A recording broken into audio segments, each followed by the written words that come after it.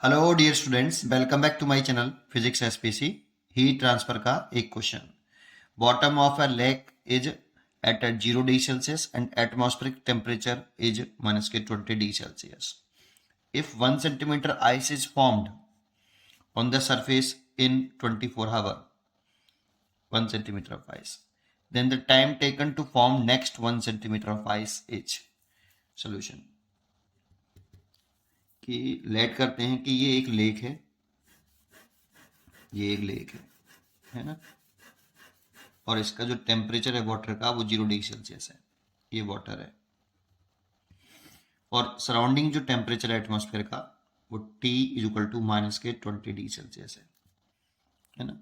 तो heat energy किधर से किधर फ्लो करती है, high temperature to low temperature. तो हीट इधर से इधर जा रही होगी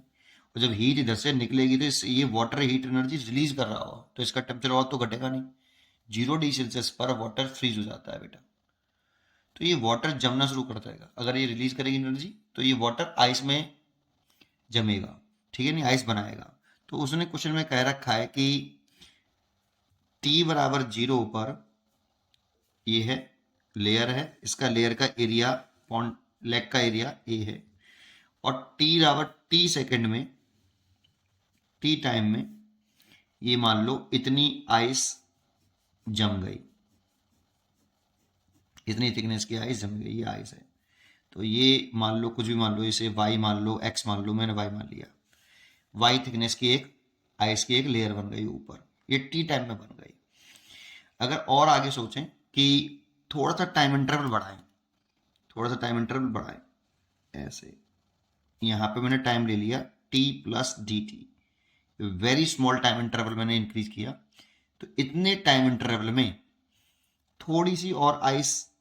जम गई जिसकी थिकनेस dy है ना। तो जब ये आइस जमी होगी तो सोचो, ये अगर आइस जमी है, ये वाली आइस जमी है, ये वाली,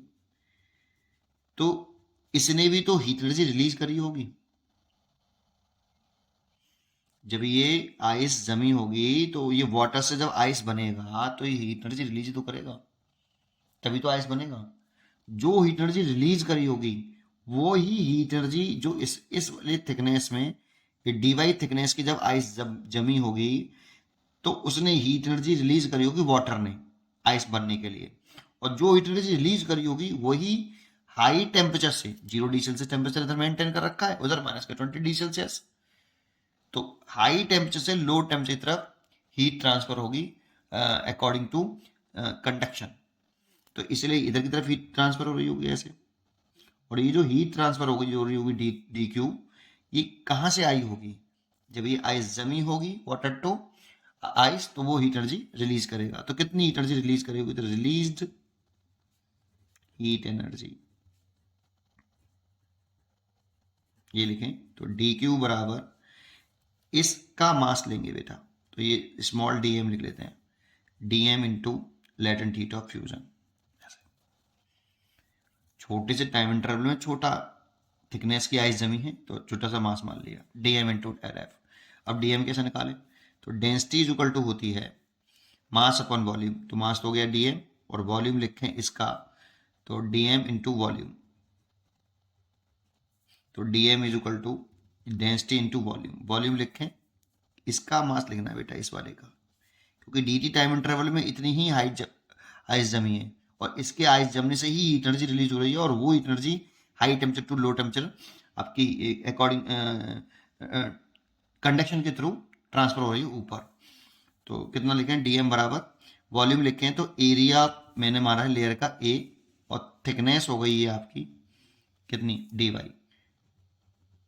इतना। तो डी क्यू जो हीट एनर्जी रिलीज हुई उसकी वैल्यू होगी rho A D Y into latent heat of fusion of ice. अब जब ये हीट ट्रांसफर हो रही होगी तो एक सेकंड में कितनी हीट करंट फ्लो करी, अगर उसको निकाल लें अकॉर्डिंग टू हीट करंट के फॉर्मूले से, तो heat current is equal to कहता है D Q by D T, rate flow of heat energy is equal to thermal conductivity K A and T H minus T L over length. ये तो इस वाले फॉर्मूले का यूज कर रहा हूं, तो I D Q by D T is equal to K, thermal conductivity मान लो आइस की कितनी है, के है, थर्मल कंडक्टिविटी ऑफ आइस के है, एरिया ऑफ द लेयर मान लो ये वाला ए है, और टेम्परेचर, हाई टेम्परेचर तो 0 डिग्री सेल्सियस हो गए तो 0, और लो टेम्परेचर हो गया माइनस के 20, तो minus minus plus 20 degree Celsius over length हो गई इसकी वाई, इतनी थिकनेस में आपका चला आया ऊपर, तो लेंथ हो गई आपकी वाई। यहां से मैं डी क्यू की वैल्यू पुट कर सकता हूं, तो डी क्यू की वैल्यू पुट कर दो, जो मैंने निकाली है ये रही, तो डी क्यू की वैल्यू पुट कर दो तो कितना लिख सकते हैं, rho A D Y, latent heat of fusion है ये ध्यान रखना, ठीक है, over D T is equal to K A 20 over Y, तो ए से तो ए कट गया, यहाँ पे वाई इधर ले आओ, वाई का फंक्शन एक तरफ कर लो वाई डी वाई, और डी टी का एक तरफ कर लेते हैं, तो 20 के और क्या आएगा नीचे रो एल, है ना, और कुछ है, और डी टी का मल्टीप्लाई इधर, डी टी का इधर मल्टीप्लाई कर लीजिए 20 के डी टी, और रो और एल को नीचे ले आइए, वाई को उधर ले आइए, इतना आ गया। अब इसका इंटीग्रेशन कर दीजिए बोथ साइड। जब यहां टाइम 0 था तब थिकनेस कितनी थी आइस की, कितनी जमी थी 0। जब टाइम t सेकंड हो गया तो उस समय कितनी थिकनेस की आइस जम गई है y, और y निकालना हम चाहते हैं, तो y का इंटीग्रेशन कर लो, यहाँ पे y स्क्वायर बाई 2 हो जाएगा, और लिमिट आ जाएंगी 0 टू y, और ये हो जाएगा 20, अगर इस जगह पे वैल्यू पुट नहीं करी तो t आ रहा होता है ये वाला सराउंडिंग टेम्परेचर, ठीक है, 20 इंटू कितना के, चलो इसकी जगह पे मैं टी लिख देता हूँ, टी के टी ऐसे डी टी सराउंडिंग मीडियम का टेम्परेचर ध्यान रखना, ठीक है, टी और रो एल, और इसका इंटीग्रेशन करें तो टी और लिमिट 0 टू टी, तो ये हो गया Y square is equal to 2 का मल्टीप्लाई इधर कर लो 2 T K upon rho L और टी, ये आपका फॉर्मूला बन गया बेटा। यही फॉर्मूला में लर्न होता ना तो ये नहीं करना पड़ता इतना। अब क्वेश्चन समझते हैं, सिनेरियो अपना जो क्वेश्चन का है, ये फॉर्मूला अगर हमें याद होता है ये करने की जरूरत नहीं है बार बार, ये याद कर लेना चाहिए बेटा हमेशा, ठीक है। अब इसको कैसे याद करना चाहिए वो भी समझो कि ये क्या चीज़ है, कि ये जो टेम्परेचर टी लिख रहा है ये तो सराउंडिंग का टेम्परेचर है minus K T degree Celsius, sign put कर चुके हैं, दोबारा से साइन मत पुट करना, ठीक है। और ये जो आइस जमी यहाँ पे t बराबर 0 है, और ये t सेकंड जो समय लगा है वो यहीं से इनिशियल से है, t बराबर 0 से टाइम है बेटा, और ये 0 यहाँ से यहाँ तक कितनी थिकनेस की आइस जम गई है भाई, t सेकंड में इतनी आइस की थिकनेस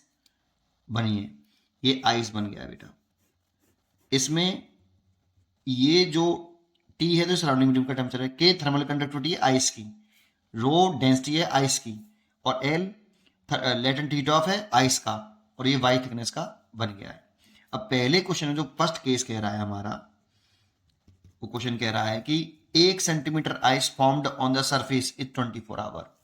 तो 24 आवर में इसमें कह लेता हूं ये T1 24 आवर है, और ये 1 सेंटीमीटर की थिकनेस की आइस जम गई है, तो फर्स्ट केस तो ये है, तो कितना लिखे हैं उसको, इसे y1 कह लेते हैं, तो y1 का square is equal to 2t K over rho L, ये कांस्टेंट टर्म हो गया एक तरह से, t1, ये this is the first case. Second case क्या कहता है, सेकंड केस कहता है कि then the time taken to form next 1 centimetre of ice as, देखो ये t बराबर 0 है, इतनी आइस जम चुकी थी t1 टाइम पर 24 आवर में, ये y1 थिकनेस की आइस बन चुकी थी। अब वो कह रहा है कि दोबारा से नेक्स्ट 1 सेंटीमीटर की और बनानी है, तो ये 1 सेंटीमीटर की थिकनेस थी हमारी पहले वाले केस में, ठीक है, 24 आवर, ये 1 सेंटीमीटर आइस और जमा दी उसने, ये तो पहले 1 सेंटीमीटर जम चुकी थी, फिर दोबारा से 1 सेंटीमीटर की बना दी, ठीक है,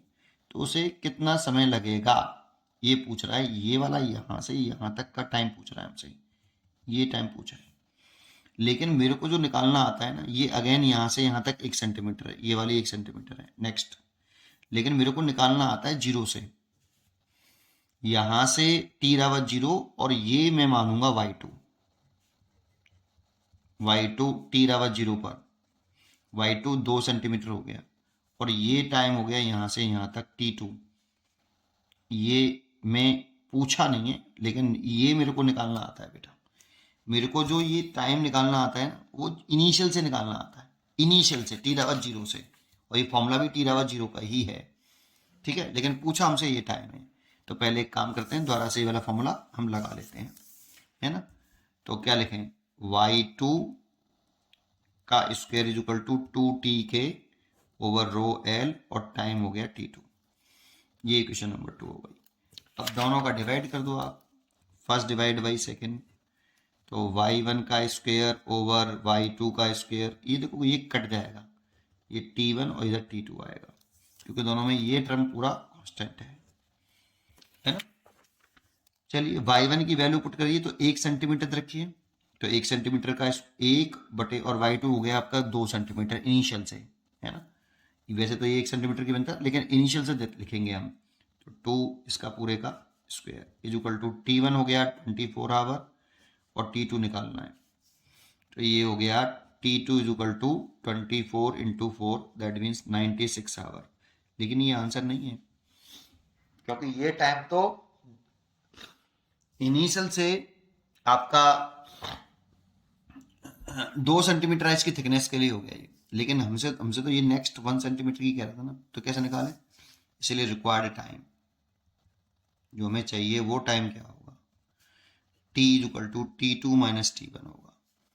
तो 96 माइनस कितना 24 आवर, दैट मीन्स 72 आवर, ये इसलिए इसका answer B choice is correct. अगर हमें ये फॉर्मूला लर्न होता ना, तो हमें बस केवल यहाँ से फर्स्ट केस से सेकंड केस तक करना होता। तो मैं तो कहूँगा आपको कि इस फॉर्मूले को आप याद करिए, लेकिन याद करने का तरीका ध्यान रखना, ये जो टाइम होता है यहाँ से वो इनिशियल से होता है, टी बराबर 0 से टी टाइम तक, ये जो यहाँ पे जो टाइम होता है वो 0 से टी तक का टाइम है और थिकनेस भी 0 से ही है। बस इस वाली बात पर हमेशा कॉन्सेंट्रेट करके रखना, ठीक है। पढ़ते रहिए और खुश रहिए। Thank you.